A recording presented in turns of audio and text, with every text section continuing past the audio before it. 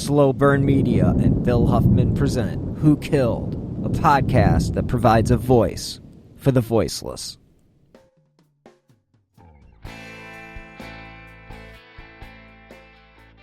Hello and welcome to episode 65 of Who Killed, a show that provides a voice for the voiceless. I'm your host, Bill Huffman, and this is a Slow Burn Media production. I know that we've all been kept in our homes for the past few weeks, if not months, due to the coronavirus pandemic, and this week we are going to change things up a little bit, and we're going to talk to Nick from True Crime Garage about a case that actually has some resolution. So instead of leaving you guys hanging on Who Killed, I thought we'd bring some answers to this week's episode. With everything that's going on in the world, I thought we should use some positivity. So, join me as we discuss the most recent updates on the John Tony Muncy murder case from Columbus, Ohio. And anybody who's a fan of cold cases and the cold case units who obviously are very passionate about solving these cases, this is an example of a team that was never going to give up, and it should give anybody who has a cold case in their city a little bit of faith that these units are doing everything in their power to solve these cases. And as somebody who started with the Amy Mihaljevic case, I can only hope that we will see the same resolution one day in her case as well. So join me and Nick as we discuss the case of Who Killed Tony Muny. Everything that's been going on with the world has been a little crazy, so I thought I'd do a little bit of a different episode this week, and one of my most favorite guests is joined me in the studio to discuss, just a little conversation about true crime. And welcome back to the show for the millionth time, Nick from True Crime Garage. Thanks Joining so you in the studio from a very long cable. We are distancing ourselves socially. We are in two different locations. This is a 100% socially distanced, approved episode. Yeah, I'm coming to you live from the bunker. And I'm coming to you live from the studio. There you go. There you go. So how you been holding up? I've been surviving. It's I still have to go to work because I am an essential worker at the moment. And so I still go in and write the news, but I only do that 3 nights a week. Other than that, my life's been pretty, watched a lot of Netflix, done a bunch of podcasts, obviously, and listened to a bunch of books on tape. Love, just been really devouring, loving the Libby app, which is the local library app for us. I don't know if that's a national thing, but it's a good place to get free audiobooks. And it is one of the, if you just search true crime, there's 8 pages worth of books to dive into. And it's really, it's interesting. And obviously I have a Audible subscription, and I've read. I love Audible. Yeah, I'm a longtime subscriber. I listen a lot when I'm driving, and not driving as much the past 6 or 7 weeks. So I'm a little behind on my audiobooks. I did fall into some true crime TV watching for a few days. Got stuck on the Lake Erie murders, the series. Not the one that you and I were a part of, but the series that took place after that. You mean you didn't just keep rewatching ourselves? watching you on the screen over and over again. No, but those cases are interesting because they're all kind of this region. You get a lot of Michigan, Ohio, Pennsylvania, New York, and me, Bill, I'm fascinated with Ohio crimes, and the closer the crime to me, the closer the story to me. For some reason, I'm always a little more fascinated by it, just because often it's taking place in a place that I've been to before. And if I can visualize things in the story, it makes it so much more interesting and easy to follow, and also kind of to try to play a little armchair detective and piece things together myself. And some of those episodes, they're featuring shows and cases that are solved, and some of them are still unsolved to this day. I did, speaking of podcasts, I did listen to your podcast when you had Mr. Jimmy Renner on your wonderful show and talking about his passion case. And I don't have the gentleman's, well, I shouldn't say gentleman, we don't know if he qualifies as such, but Joseph Newton Chandler. Yes, the guy that was living as Joseph Newton Chandler. Was he really Joseph Newton Chandler, or he was living as Joseph Newton Chandler? No, you know how this goes. 8 million cases that you look into. I'll have to look that up. Yeah, I believe that's what he was going by. But it was definitely a very interesting episode for sure. And I definitely feel like there were a lot of people that really were interested in it. I just can't believe that guy could.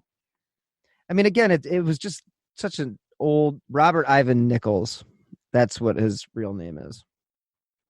Yeah, and such a fascinating case. And one, you and James have a good chemistry, so that was really cool to hear that play out. But what an interesting mystery where you have this guy.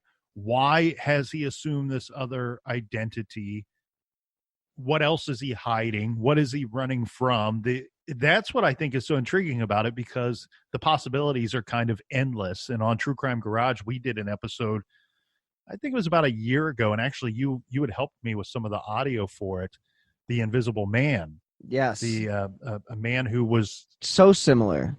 He was living under a stolen identity in Indiana, and then he just up and disappears one day. He had married this woman, and he just leaves her a note, says, here's $100, see you later. And he just disappears, vanishes. And then the police, law enforcement, are left wondering, okay, who was he before he showed up to Indiana? Where did he go afterwards, and why? And what is he running from something? Has he killed somebody? Has he committed bank robberies? Who is this guy? And what's he going to do once he goes and assumes another identity? Now, he assumed he stole this identity from a child that died in being hit by a vehicle, I think. And Chandler, oddly enough, same thing, stole that identity from a child who died in a vehicle accident. Yeah, the similarities. That was the old school way of doing it. It really was. Yeah. You just walk through a cemetery, you pick somebody out who was dead before they ever were given a social security number, and boom, you have a new identity. Yep, you're looking for somebody that's the same race and about the same age. And the younger they are, the less chance they actually had a social security number. So you can just take their identity, their name, and their general information and apply for one. And if you get it, because back then, I shouldn't say back then, I don't know how it is today, because I obviously haven't applied for a social security number recently. But, a lot of these guys would just mail in the information, and they would just mail you the social security number, and boom, you're bingo, bango, jingo, jango, you're ready to go. I mean, I'm a nonfiction guy mostly, but I will pull a little bit of Shawshank out of there, because that's exactly how he got his identity in the Shawshank Redemption. Yeah, so while we are discussing, that was one of James's passion cases, and your show's been doing great. I know you got some exciting guests coming up who want to discuss some very intriguing cases. A lot of them unsolved, which is super interesting. And then to take that a step further, even the ones that are solved or seem to have a conclusion, there's still some mystery and controversy within a lot of those. So a lot of interesting stuff. Now, I want to point out something. I'm gonna be a little selfish here and take up some time on your show. You've been listening to True Crime Garage for a long time, so you might be aware of this, but we did a bonus episode a long time ago. We haven't done bonus episodes in a while. And It's been a few years. Yeah, part of that is just, one, we do so much content. And then two, we have our premium show that requires a subscription. It's pretty cheap, and it's of great value. It's our show Off the Record. But the reason why it's of great value is not only are you getting a bonus True Crime Garage show, but it's a huge catalog of other bonus shows on there as well. And that's on Stitcher Premium. So when we're pushing that, it felt a little weird to me to also get out there and push a bonus show. But we used to sell these bonus shows for, I think they were $1.99, and that they're still available if anybody wants to go back and find it. But we did one on a case that is one of my passion cases, and the victim's name was Anthony Muncy. He went by Tony Muny. Mm-hmm. And it's so a great episode. I'll give you a little background. I think that bonus episode might be close to 2 hours long, because it's one of those weird things where it is a big case, and it seemed that way at the time. It's a Central Ohio case, and part of the reason why it becomes so big in length is the suspects that you had at the time. There were, in the newspapers anyway, it was reported that 2 different serial killers were potential suspects, as well as this one dude who his name is Hall. I can't think of his first name, and Timothy Hall. So Timothy Hall is some dude that was way off the rails, and he killed this other man, this man that was trying to help him. And Timothy Hall has some severe mental issues, but what's super troubling about that is that he's also a violent individual. You know, most people that have the mental, have these struggles, have things that they're trying to work through, they're not violent individuals. This guy was violent to the point where he murdered a man that was trying to help him. Mm. So they lock him up, and while they're waiting to take him to trial for this murder of this man that was trying to help him, he's talking to somebody that's not there. The jail guards can see him talking to somebody that's not present. And the person that he's talking to they believed that he might have been talking to the ghost, or thought he was talking to the ghost of Tony Muny, who was killed, and it was unsolved. So he's an interesting part of that story. That's what we find with some of these really fascinating cases, that there's all these other little stories within them along the way. Timothy Hall, I've actually got onto block parole. I've gone to block his parole and sign that petition several times, because he's come up for parole twice that I can think of since signing those petitions. And he's not been let out, and I'm hoping that he never gets out, because I don't think that he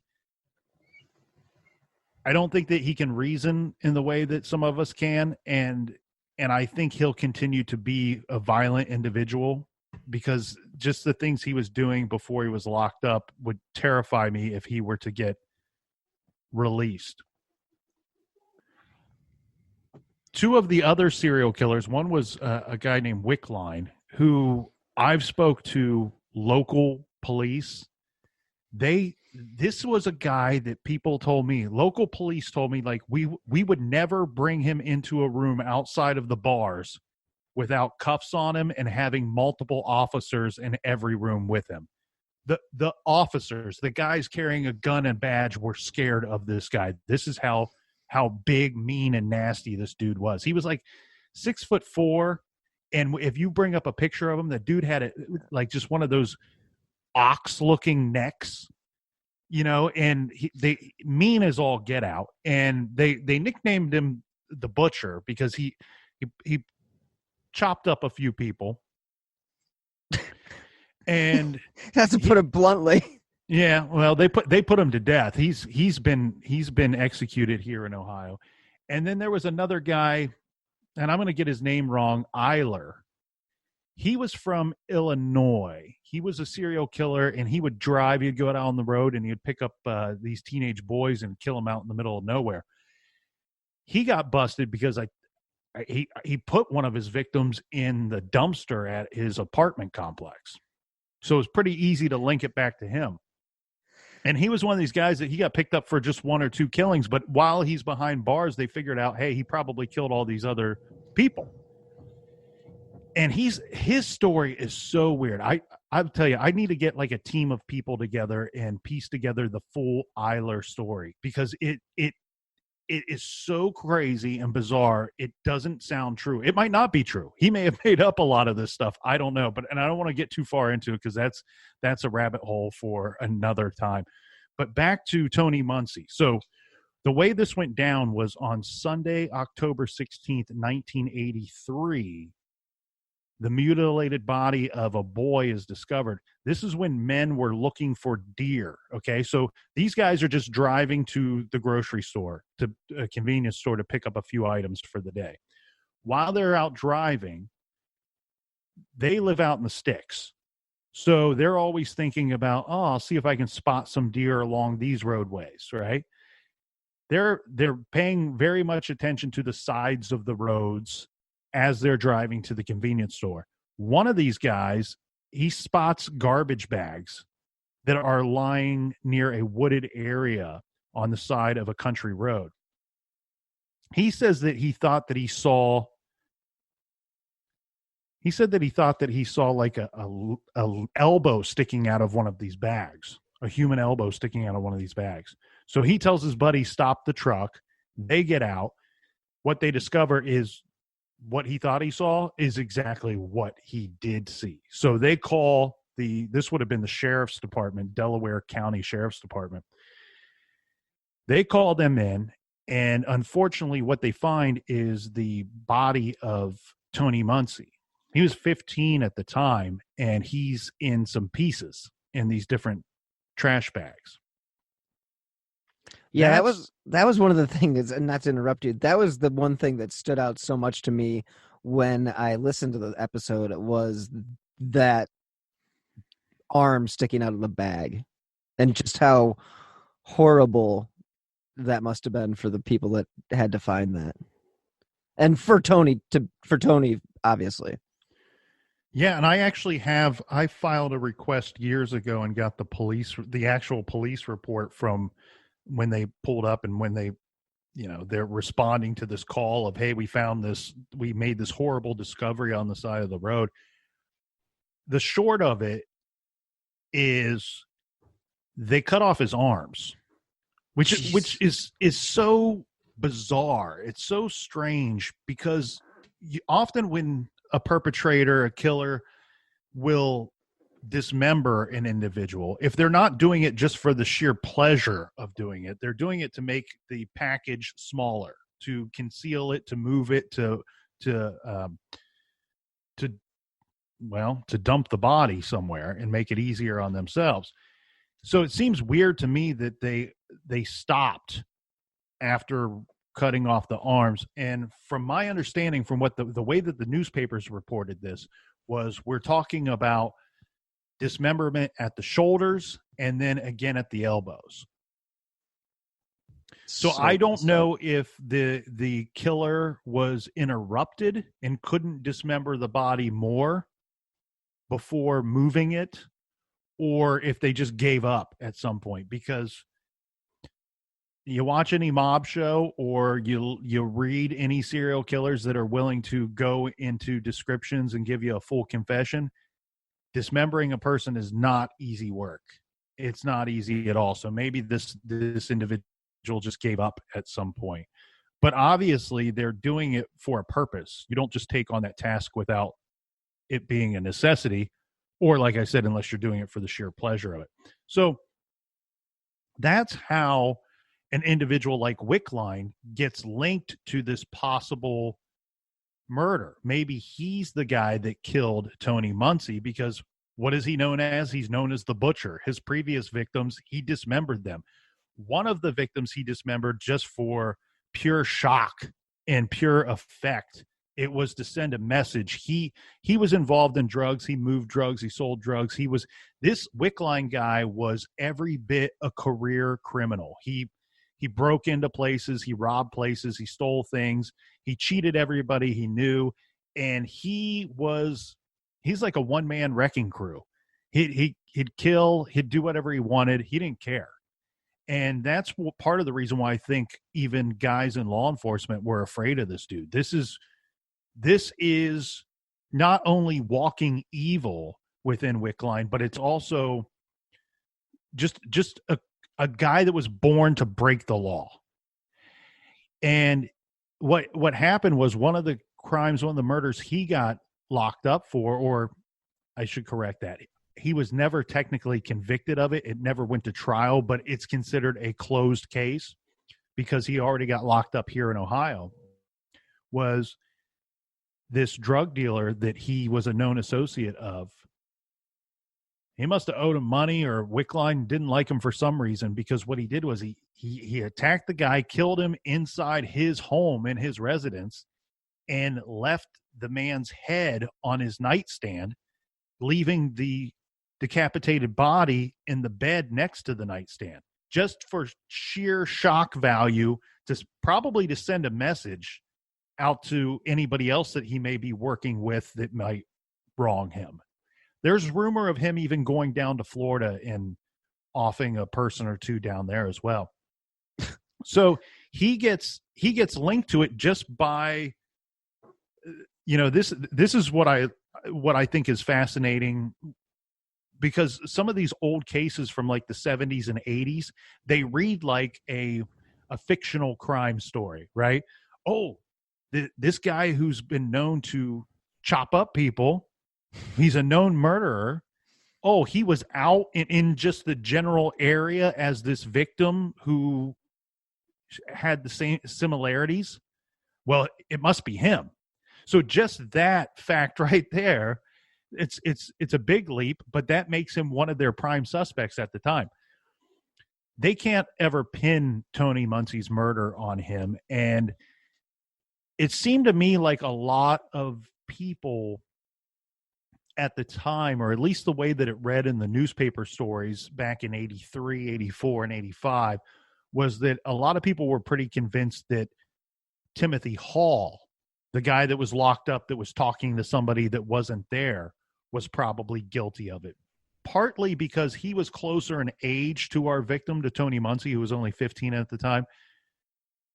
And Tony's family had some weird comments to the papers, and I believe it was Tony's father who says, yeah, there's a good chance that Timothy Hall and Tony Muncy knew one another. I looked and looked and looked all I could, Bill, and I tell you what, I could not find anybody else that would say that. I couldn't find any other reference that there was any possibility that these two knew each other. They lived different lives. They lived in different parts of Columbus. They were separated in age by about 10 years. It just didn't make any sense. Well, Eiler, the serial killer out of Illinois. Mm-hmm. So one little story, underlining story in his bigger story that's interesting is, I mentioned the term wrecking crew earlier. There's a book out there called The Wrecking Crew, and it's about the defense for Stephen Avery. And I can't think of the lady's name. Is it Zeller or Zellner? Zellner. Okay, so she actually represented Eiler. And whether you like Zellner or not, one thing I've always liked about her, and I thought this was fascinating, was Eiler was hinting to her that he had killed other people, that he wasn't being tried for. So she convinces Eiler to write down the names or give a good description of these victims that he's not been tied to yet. And she does give that to the public and gives that to law enforcement. She's not one of these dirty, defense attorneys that it's like, yeah, I know the guy's guilty as hell, and I'm just going to represent him and try to get him back out on the streets. I don't know who you're talking about. Right. So she's got some integrity to her. So I like that. And that's weird that she's kind of been famous now for multiple other cases. And back then she was just somebody coming up in the world and doing good things. They could never tie Tony Muny to Eiler as well. And I've seen the list that he came up with, and there's no reason to suspect that he would have been in the Columbus area at the time. Mm-hmm. But the way that Tony went missing is so strange, because him and his family, the day that he is last seen, they're doing family pictures together. Back, you hire a photographer to come into your home and take pictures of the whole family together. Immediately after the pictures, he tells his father, I think he bums a few bucks off of his father and says that he's going to take the bus out to the west side to see his girlfriend. His girlfriend and the girlfriend's father both say later, after the fact, one, they were not expecting Tony. They had made no plans for him to come over to visit, and he never showed up. So police and friends of Tony immediately questioned this whole story of him asking for money from his father to take the bus. Mm-hmm. I have no reason to doubt that was the case. His friends thought that it was odd because him being 15, he would have had some friends that were 16 and 17 that could drive at the time. They have later said after the fact, hey, we would have drove him out there. But Tony, the reason why his case was always one of my passion cases, and I actually considered doing it on your show, and you were kind enough to have me on, and I talked about Amy Hooper's case, another Columbus case, which I actually think I'm very optimistic about Amy Hooper's case now more than ever, and I won't get into that here. But Tony Muncey's case, well, you can't leave me hanging on that. I just re-aired you. Well, so I think by the conclusion of this story, you will understand why I'm more optimistic about her case. Okay. Now more than ever. Excellent. So Tony Muncey, I was always passionate about his case because I identified with the victim. When I read about him and read about his life, it reminded me somewhat of myself in my teenage years. And so in a way, I felt extra bad that this guy didn't get to grow up to be an adult. He was a kid that was kind of in and out of trouble a little bit, but he didn't do anything. He didn't do anything real bad. He was just, he was a kid that would stay out too late. He might skip school. He wasn't out being violent or robbing people or hurting anybody or anything like that. He was just kind of in and out of trouble. And we're talking about all kind of small time, very teenager type things. I actually think Tony would have grown up to be a great guy. But he just seems like an all-American kid, like your normal teenager. I mean, 15 years old, 1983. I mean, geez, like you look at his picture, it just looks like anybody you would have been in school with.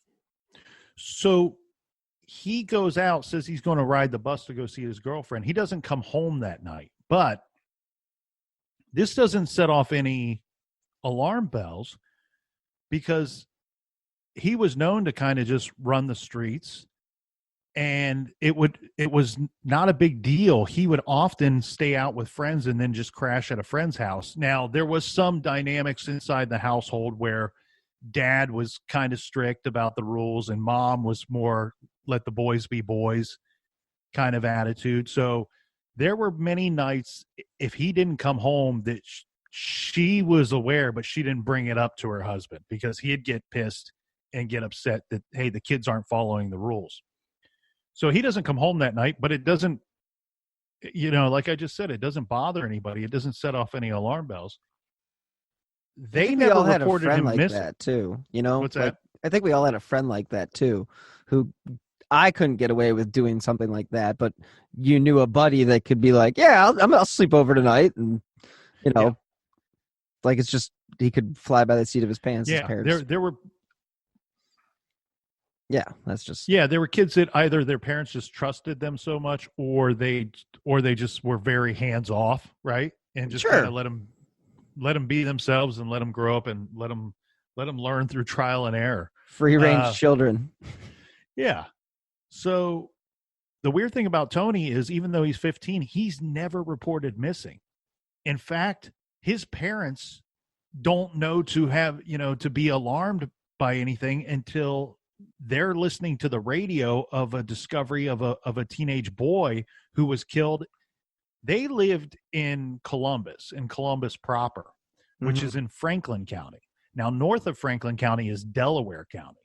And one thing that I said, some people thought I was joking or being sarcastic, but it's the absolute truth because I saw it in multiple cases in the 70s and the 80s. Delaware County is not as populated as Franklin County. Columbus is a major city, and it's the center of Franklin County. Delaware County, even to this day, does not have nearly the population of Franklin County.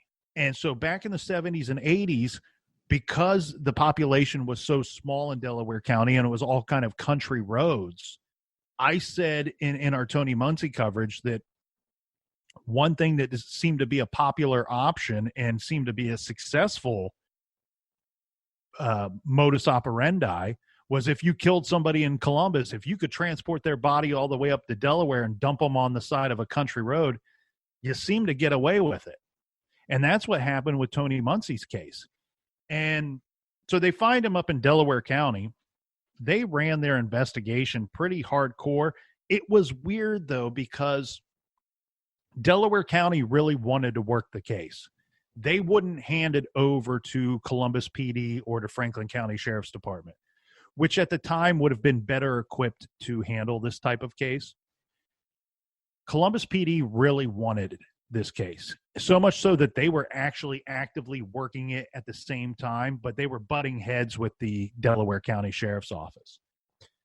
Delaware County, from my understanding, what I could find from the newspapers, they did work every resource that they could on the case, and they had limited resources compared to the others agencies that I mentioned. But from the persons interviewed, I spoke to some of the people that were interviewed in that case back when they were teenagers. They were interviewed as teenagers because that's Tony's circle, right? You got to look within that circle. They seem to think, based off of the questions and interviews that they sat in, that Delaware County really thought that this was some kind of drug, that drugs were involved, that drugs were the motivation for Tony's murder. Now, mind you, all of these kids, I say kids, but yet they're all about 10, 15, 20 years older than me. Mm-hmm. But kids at the time, 14 to about 19-year-olds, they all told me the only thing that anybody in the neighborhood was ever involved in was drinking some beers, maybe smoking a joint. And I'm talking to each one of them. I'm like, yeah, you don't kill a kid and cut off his arms because of some marijuana. It just doesn't ring true. It doesn't track. You can try it all day long. It doesn't make any damn sense.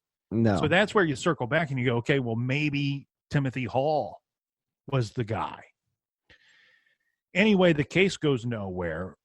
We covered it, and I was so glad that we covered it because Tony, what was so sad about his case, because it was the early 80s, and partly because his body was found up in Delaware County, there was very little story remaining of Tony and of his unsolved murder and of that case.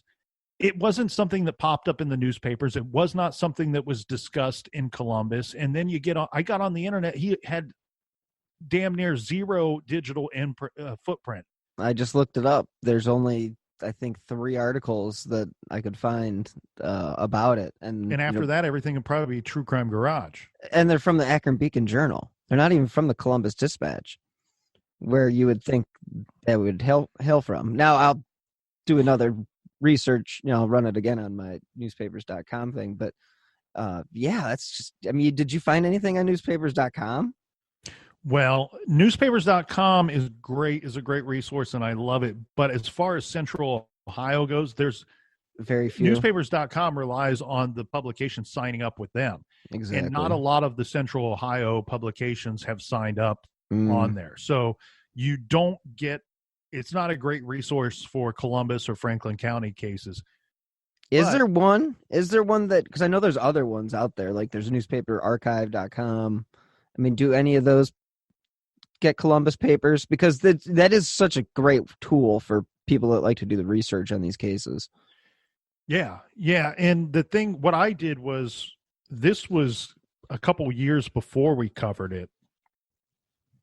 I got on these, I can't remember if it's the Columbus or Franklin County. I can't remember what it is, but it's basically a news index.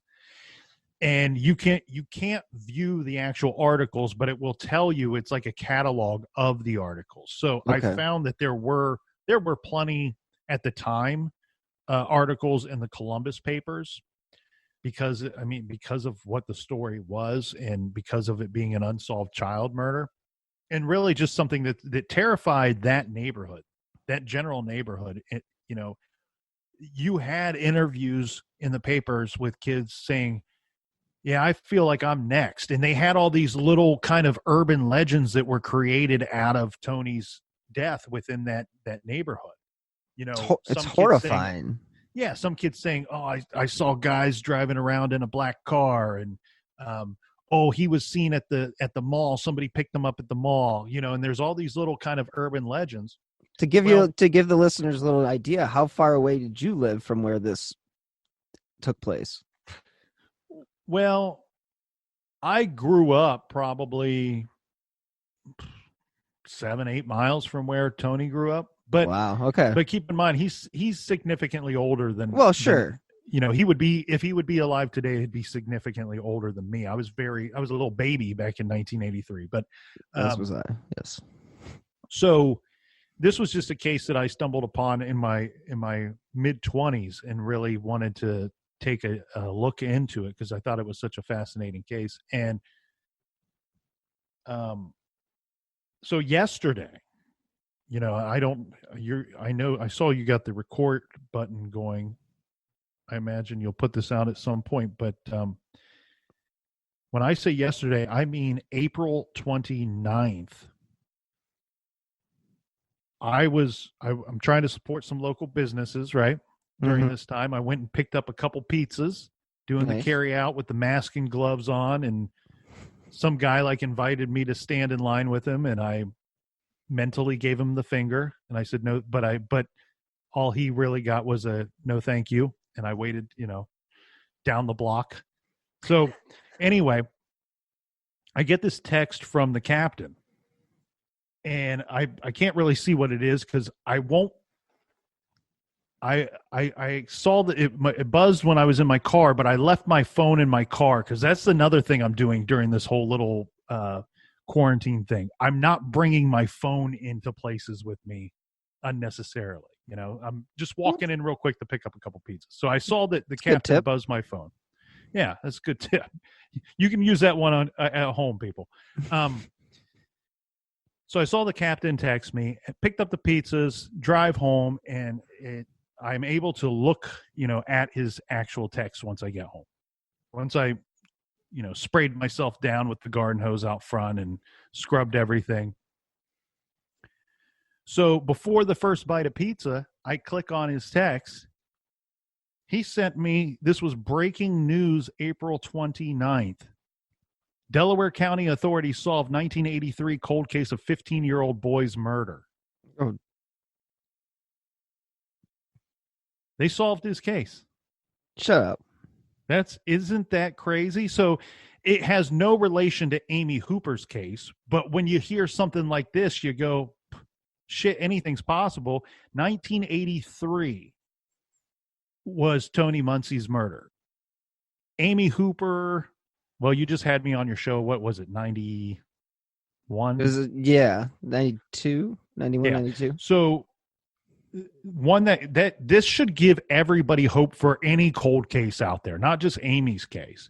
But they solved this thing, and apparently they started working the case. When I say they, I mean the cold case unit in Delaware County. The cold case unit started working this case again in 2010, years before True Crime Garage covered it. And they were silently working this case. And what's so interesting too, like I remember when I first started looking into Tony's case, getting onto Delaware County Sheriff's Office, their website, which will be much different today because I'm talking about getting onto their website like in 2012, 2013, looking up information on this case. And one thing I remember seeing on there was they had a cold case unit page, and it said how dedicated Delaware County was to solving cold cases and how it was a very high priority for Delaware County. Wow. This proves it. This proves it. This is a kid that wasn't even from Delaware County that just happened to be left there. This proves that it is a high priority in Delaware County. So they solved this case, and it turns out they used Parabon Nanolabs to do DNA genealogical database searches using DNA that was found on Tony's person. If I remember the case correctly, whoever killed him was cowardice enough to stab this young man in the back. And we know this because of holes that were found in the clothing and obviously wounds on the body. But it would be believed that the perpetrator, we've talked about this on your show and we talk about it on True Crime Garage all the time. Stabbing is so violent that it often injures the offender at the same time. Yeah. Often an offender will very badly cut their hands or fingers in the process of stabbing an individual. So very likely blood was left on Tony's shirt and on some of his clothing from the perpetrator, from the actual killer. And I think they did run into significant obstacles and troubles with this DNA. Sometimes it's mixed. Sometimes you got to be able to sort it out. I don't want to get too much into the science of it because, like you went to school for computer, not for doctor. Well, and like Elton John said, all the science I don't understand. But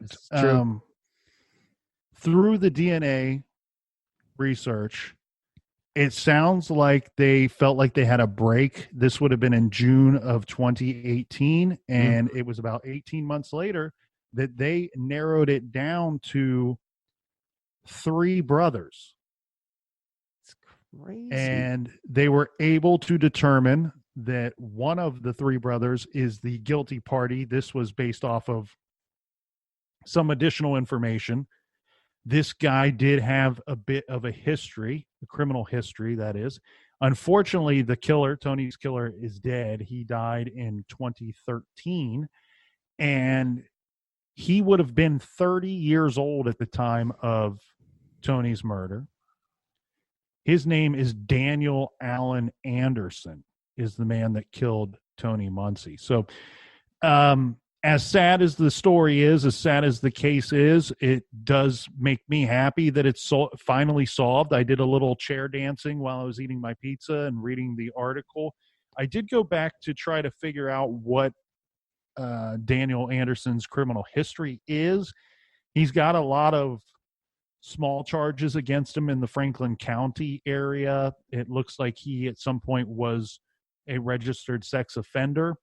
My guess would be, knowing Tony's personality and attitude and lifestyle at the time when he was 15, he was probably picked up somewhere. It could have been the mall, like the urban legend says. It could have been a black vehicle, like the urban legend said. He was picked. My guess would be he was picked up by this Daniel Anderson under the idea of he had something to offer Tony, be it a ride somewhere, money for something, or drugs, a joint or a couple beers or whatever. Like I said, Tony was just a regular teenager, probably would have taken somebody up on a couple beers or a joint or a ride to see his girlfriend. You said a van, probably right? Turned sinister at some point. And it was a van. What's that? It was a van. That's what was reported. A van. I don't have that information. Oh, okay. I was going to say, because I was just thinking of how many vans are. I'm thinking in the 80s and smoking weed and, Well, and that's jump in my van. We'll have a couple beers and smoke a joint. And that's the problem that with Tony's case for investigators was it wasn't an abduction like you see on TV, where there's somebody screaming and somebody's grabbed and pulled into a creepy van. No, it was, we don't know where he was when he encountered Daniel Anderson, and Daniel Anderson probably befriended Tony, like I said, and then it became sinister at some point where this adult wanted something that Tony does not want to provide or be a part of. Yeah, I could see where you're going with that one. Yeah, so I mean, it's wonderful. I'm so happy. And I know that I spoke to Tony's brother, his younger brother, briefly shortly after we covered the case. So I'm really glad to hear that he will get some of the answers that he deserves. I don't think Tony's parents, I know his father has not been alive for some time, but it's nice to see a cold case, Franklin County, Columbus area cold case finally solved after all these years. And another satisfying part of the story is to hear that Delaware County, who says cold cases are of a high priority here, well, they just proved that. They just proved that big time with putting a lot of time and effort into solving this old case.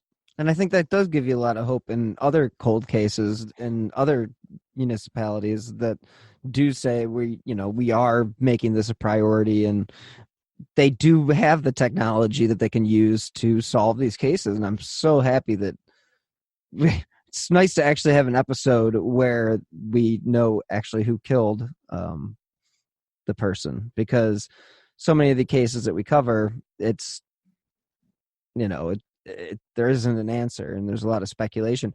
And it really makes you wonder, God, what was this Timothy Hall, all those things that circumstantially connected him to the case.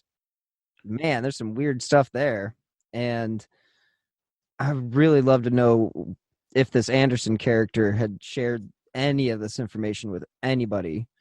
And if they did, if anybody would come forward, I don't know what they would, what their would be. I don't know if they'd be considered an accessory or what, but that's just, you really threw me for a loop. I did not know that was coming. Well, I would like to point out a couple things. One, if you want the full extended version of the story of Tony's case and those three suspects that we talked about that turns out are not guilty, it was somebody that was totally off of the radar. And that's when you see these cases go cold, often that's a big part of why they may go cold, because the suspect was nowhere in the circle of friends or anywhere in Tony's world. It was probably just a chance encounter. Yeah. And if you want that full story, that is still available for download on iTunes. Anybody can find it. Just look up Tony Muncy, look up True Crime Garage, Tony Muncy. But also another thing to look up is, look, Wickline is dead. And he was a big, dangerous individual that would have gone on to kill again. When law enforcement, when men who are trained and women who are trained to apprehend and defend themselves and protect society are afraid of an individual, afraid to be in a room with a particular individual, you know how bad and how horrible the person is. Eiler is dead as well, the other guy. Timothy Hall is still alive, and if you type into your old Google machine block parole, blockparole.com, you can look up Timothy Hall. He has another parole hearing, which will be in June of 2021. I have signed the petition to block his parole at least twice that I can think of. This is a dangerous individual who has not been rehabilitated. If he was ever rehabilitated in the first place, I don't know, but I don't believe he would have been. Unfortunately, he is clearly somebody that suffers from a lot of issues that he does not have control over.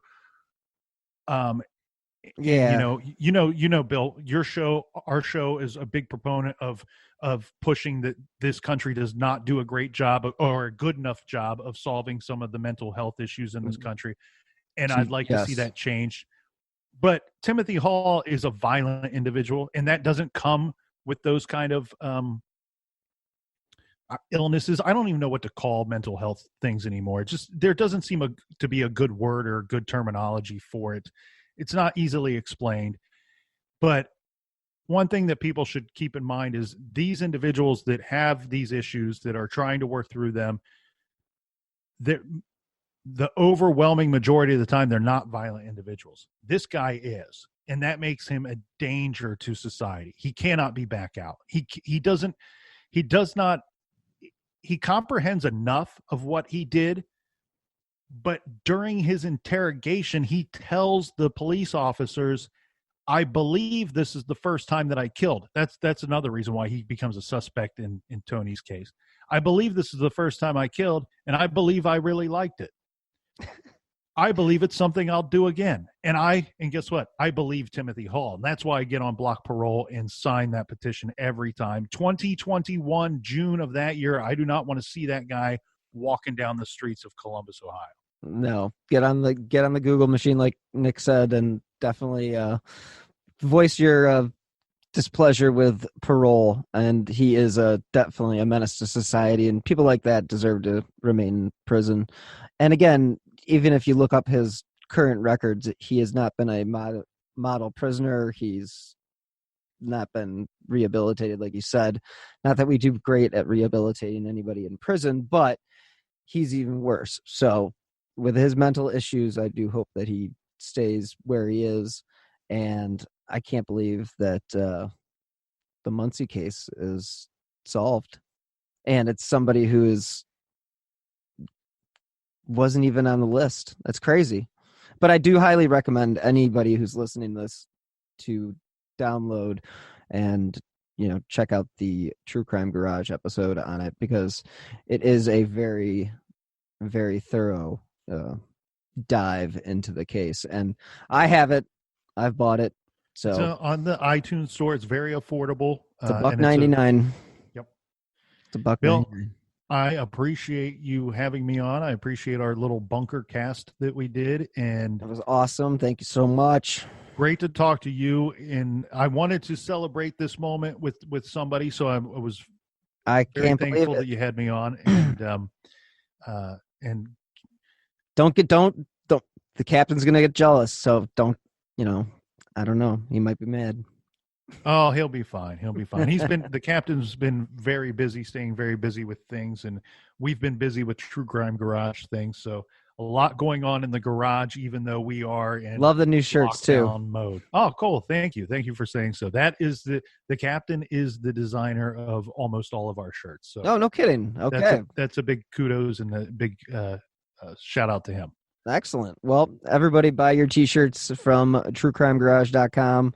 Obviously, subscribe if you have never subscribed to their show. I don't know who hasn't because of all your kabillion downloads. And, again, thanks so much for joining me. It really is helpful and appreciated. Thank you, Bill. Cheers. Cheers.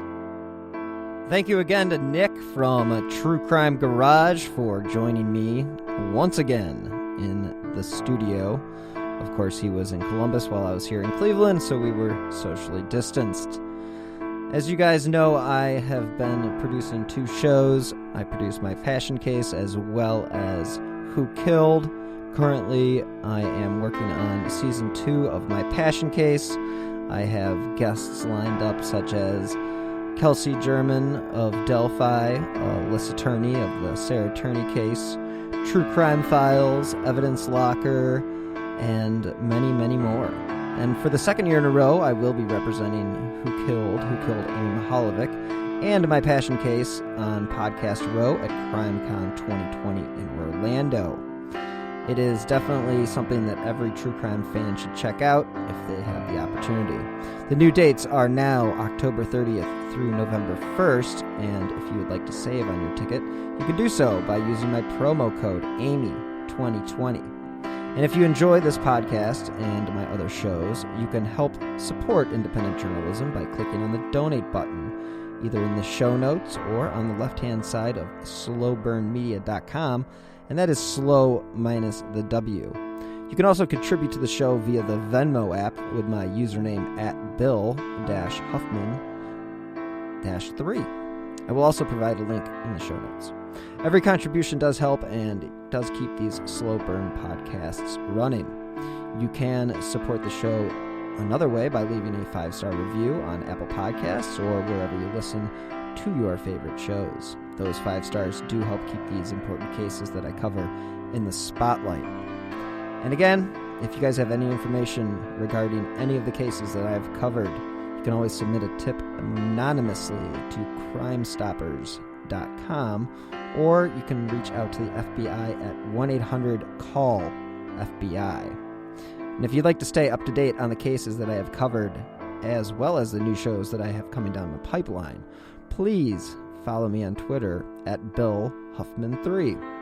And you guys, thanks so much for listening. I know we live in a crazy day and age, and hopefully until next time, everybody stay healthy and be safe.